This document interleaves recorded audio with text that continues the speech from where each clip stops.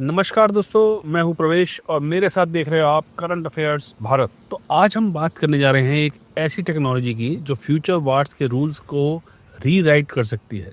Swarm warfare, autonomous drones और artificial intelligence.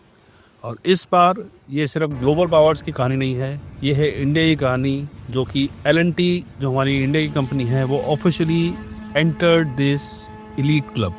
Recent demonstrations में L&T precision engineering and systems ने एक break through showcase किया है, चाणक्य स्वार्म ऑटोनॉमी फ्रेमवर्क। इस ट्रायल में मल्टीपल फिक्स्ड विंग UAVs ने बिना किसी ह्यूमन पायलट के एक कोऑर्डिनेटेड फ्लॉकिंग फॉर्मेशन में फ्लाइट एग्जीक्यूट की। आसान शब्दों में बताऊं तो ये ड्रोन्स सोच रहे थे, डिसाइड कर रहे थे और रिएक्ट कर रहे थे एक टीम की तरह। अब सवाल यह है, स्वार्म ऑटोनॉमी होती क्या है? ट्रेडिशनल ड्रोन्स एक एक करके ऑपरेट होते हैं, लेकिन स्वार्म सिस्टम में हर ड्रोन एक नोड होता है और हर ड्रोन के पास लोकल इंटेलिजेंस होती है और पूरा ग्रुप मिलकर एक कलेक्टिव डिसीजन लेता है। अगर एक ड्रोन फेल हो जाए तो मिशन रुकता नहीं, स्वार्म अडॉप्ट करता है। चाणक्य फ्रेमवर्क का फोकस है distributed decision making, leaderless coordination, real time replanning. ये एग्जैक्टली वही कॉन्सेप्ट है जो आज एडवांस मिलिट्रीज परस्यू कर रही हैं। अब इसको ग्लोबल सिनेरियो से जोड़ते हैं। यूक्रेन रशिया कॉन्फ्लिक्ट में ड्रोन स्वार्म्स बैटलफील्ड को डोमिनेट कर रहे हैं।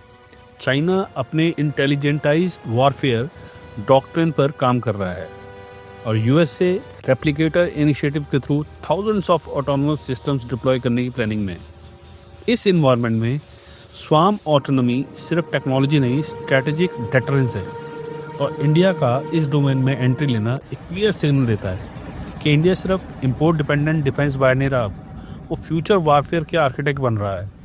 अब मैं आपके लिए इसको एक रियल वर्ल्ड में थोड़ा सा और एक सिंपल एग्जांपल में समझाता हूँ आपको।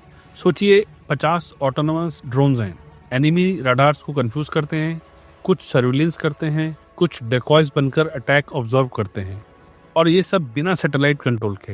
इसका मतलब lower cost, higher survivability, faster response, human risk zero.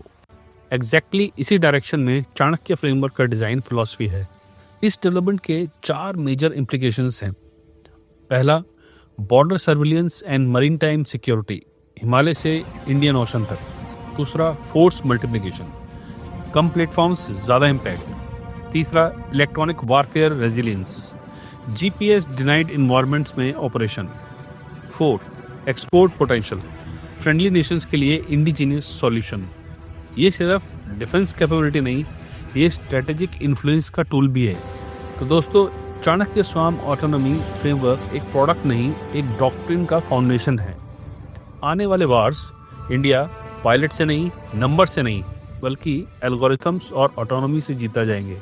और आज इंडिया ने क्लियरली कह दिया है, फ्यूचर बैटलफील्ड में इंडिया सिर्फ प्रेजेंट नहीं होगा, इंडिया प्रिपेयर्ड होगा।